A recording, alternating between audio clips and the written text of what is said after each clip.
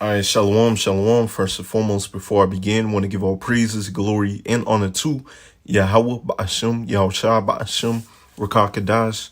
Double honors to the apostles and elders of Great Millstone who rule well and taught us his truth. Much respect to you brothers out there that's preaching his word in truth and sincerity throughout the four corners of the earth. Tabernacle David, hopeful elect, and speckled bird. Want to say shalom.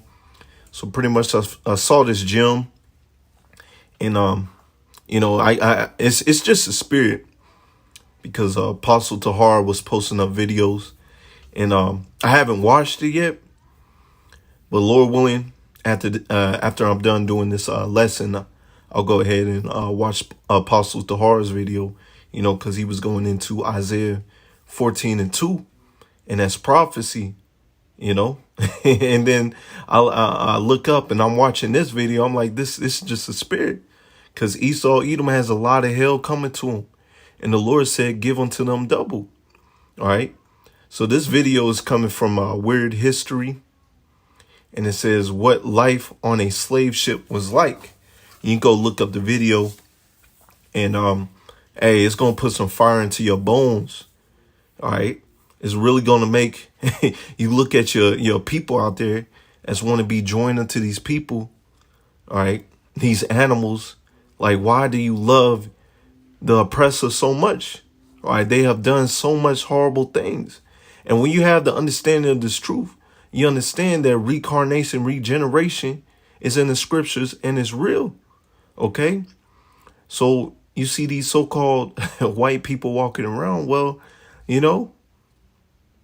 they they are some of the oppressors that have been on slave ships or owned slave ships or, enslaved us. All right. These are the same people coming back. All right. So this is why we look at our people crazy. Like, come on, bruh. All right. You don't see how evil and cruel these people are. This is literally the wicked. All right. So I'm going to go ahead and get some scriptures and y'all can watch this video. I'm going to play a little bit of it. I'm not trying to get no copyright strike. But I'm going to play a little bit of it. This is just for edification's sake. For YouTube's sake. I'm not trying to get any money off of this. This is just for edification's sake. But I'm going to go ahead and get some scriptures, and then I'm going to play a little bit of this video. This is Proverbs 12:10. A righteous man regarded the life of his beast. And you see how these wicked ass Edomites are, man. They are wicked as hell. Even the beast, all right, they're the animals. All right, they're not taking care of the animals. Matter of fact, I may do a video on it. I may not. But I'm just mentioning it here.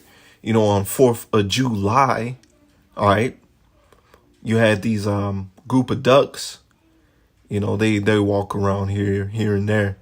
And I believe, and man, it had to be an Edomite. All right. They had to hit this duck with the firework. Like, come on, man. All right, these animals ain't doing nothing to you. All right, all they doing is just, walking around, minding their own business. And here it is, the wicked, all right, which had to be the wicked, all right, because they love 4th of July, all right. Had to put some fireworks on that duck, man. It had to been them. But I'm get this right here. But the tender mercies of the wicked are cruel. You see that? And when you watch this video, and if the Lord has opened up your eyes to see, you can see the tender mercies of the wicked is cruel. All right. You would not want to be in the hands of these wicked ass people, man. Having Israelites as test subjects and so much more, man. So much cruelty that they have committed unto our people. And once again, that's why the Lord said, give unto them double. All right, but before I get that scripture, I'm going to get this. This is 1 Chronicles 21:13. And David said unto Gad, I am in a great strait. Let me fall now into the hand of the Lord Yahweh Shai, for very great are his mercies, but let me not fall into the hand of man. All right. So once again, when you watch this video, man, you're going to get some fire in your bones. You're going to be angry. You're going to be like, what the hell? All right. you're going to realize that these people have hell coming to them, man, for touching the apple of Yahweh Shemiah's eye. All right. Matter of fact, this is 2 Thessalonians 1:6. Seeing it is a righteous thing with power to recompense tribulation to them that trouble you. All right. They troubling us now. They're going to trouble us in Jacob's trouble. They have troubled us in our past lives. All right. So recompense is coming to these people. Okay. And so now I'm going to get this scripture. This is Revelation 18 in verse 4. And I heard another voice from heaven saying, come out of her, my people, that ye be not partakers of her sins, and that ye receive not of a plague. So that's not meaning get on an airplane and fly away from somewhere, man. No, coming out of here is coming out of these Babylonian ways. Stop drinking that Babylonian juice, all right? And get this wisdom, knowledge, understanding. If you're a man, all right, you're supposed to be out there on the highways and byways and preach this word, all right? That's what you're called to do, all right? For check this, verse 5, for her sins have reached unto heaven, and power, Yahweh Shemiah, remembered her iniquities. Her sins have reached up into heaven, all right? Bringing us over here in slavery, all right? Enslave our northern kingdom brothers, okay? And then having the whole world drink their Babylonian juice, all right?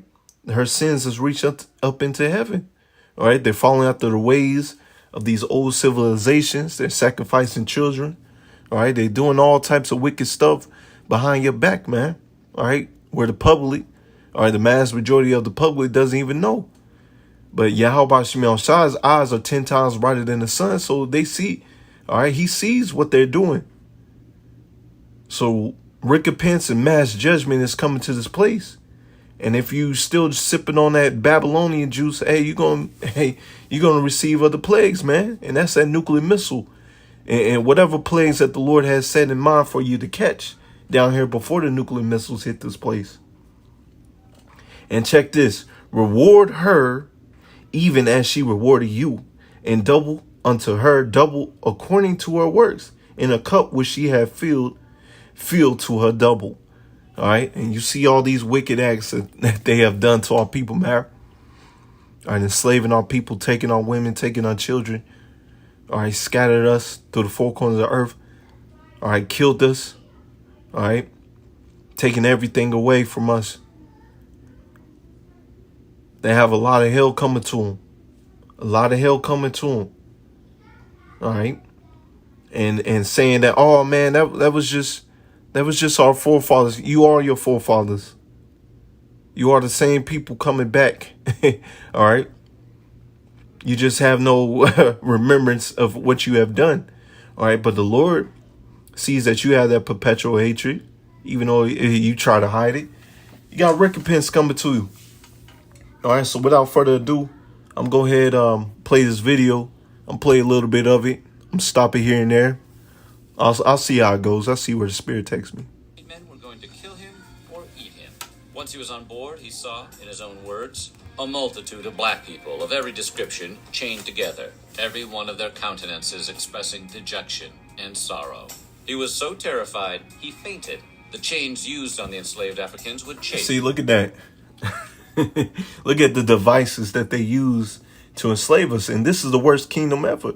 All right. Not only have they taken away our children. All right. They took it away our heritage, man. They took away our heritage and claim our heritage as their own. OK. And look at these atrocities that they have done. And dig into their skin, making movement painful. With such a high death rate among the Middle Passage, many of the captives would quickly find themselves tethered to the dead. Slave ships were designed to carry hundreds of people, but in the interest of profit, they were usually severely overcrowded. And hey, all right. When Yahushua gives that say-so, when he cracks that sky, when he comes back, all right, and we get risen with that power, all right? And Yahushua gives us to say, so this is what's going to happen to them. All right. Even though we going to have chariots, hey, they're going to be put into slave ships just because. All right. They're going to be put in chariots and slave ships packed together like sardines. All right. This is what's going to happen to them. Captives were often packed into the ship so tightly that they had no more than a few feet to move, sit, or sleep. Listen to that. Conditions were so That's what's going to happen to them. The enslaved wouldn't even have been able to find a bucket to defecate or urinate in, thus forcing them to stay in their own waste. Listen to that, man. And the Lord deals with balance. All right. Hebrews or Salakia, Proverbs 11:1. All right. A false balance is abomination unto Yahweh thy power. All right. Just roughly paraphrasing. So, the Lord allowed us to fall into the hand of these Edomites.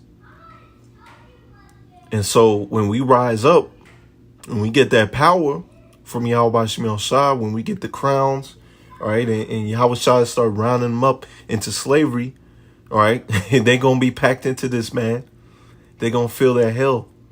So once again, the Lord allowed them to do this so we can do this unto them double, all right?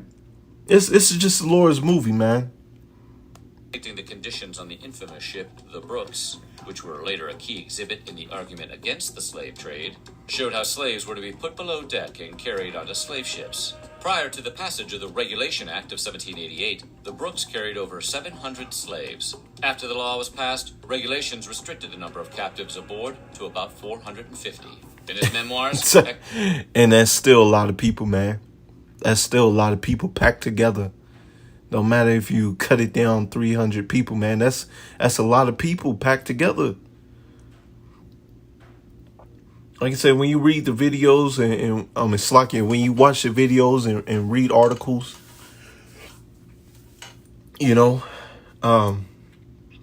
man, you just see the horrible conditions that they had us in.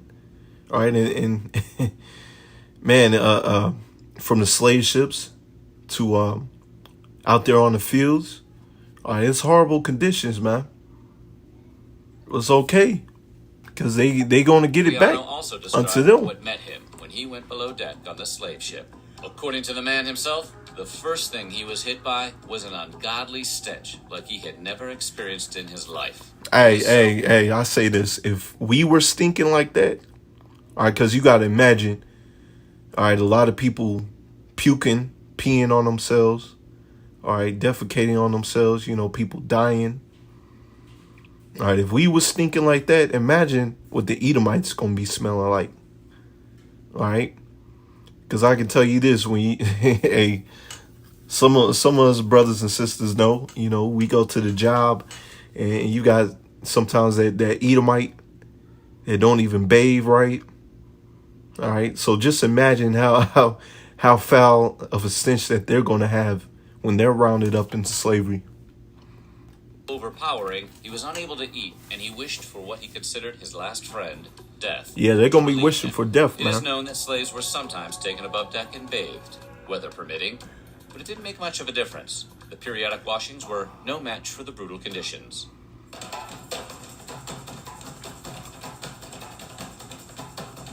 The punishment for captives who didn't listen to the crew, tried to escape, didn't eat, or showed any sign of defiance was usually a flogging. Watch this, man. Like I said, I had to stop it here and there, only for YouTube, When he refused to eat, Equiana was punished by two men. One held him by the hands and tied his feet, while the other give flogged unto him her severely. double. According to another source, if slaves refused to participate in the daily exercises deemed necessary for the preservation of their health, or if they went about it reluctantly or did not move with agility, they were also flogged. Wow. You see, look at that. Look at that. All right. I'm going to have to take a screenshot of that. All right. Give unto a double. Hey, we're going to have spiritual power too. So imagine the power that we're going to have if when we will something like this in the kingdom of heaven. Okay, so take note, in the kingdom of heaven, this is what's going to happen, right? Those that are effeminate cannot accept this truth. This is what's going to happen in the kingdom of heaven.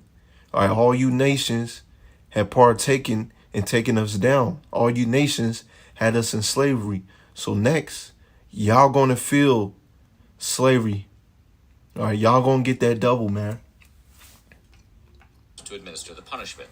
Branding and torture devices were also frequently employed to drive the enslaved into submission. Branding and torturing devices. Look at that. Those participating would be met with fierce punishment. Many captives felt they had nothing to lose, however, and would rise up against the crew regardless of the risks. They typically found themselves facing cannon fire, muskets, and more bloodshed. I'm just stop it right there.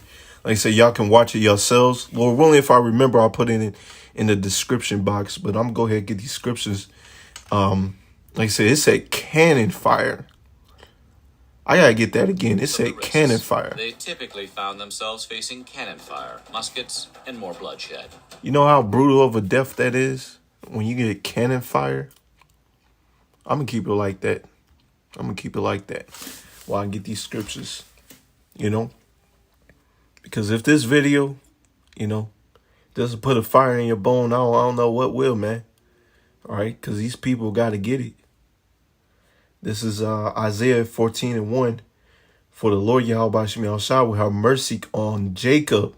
All right, we are the Israelites. We are Jacob. And will yet choose Israel. He has always chosen us. We are his chosen people.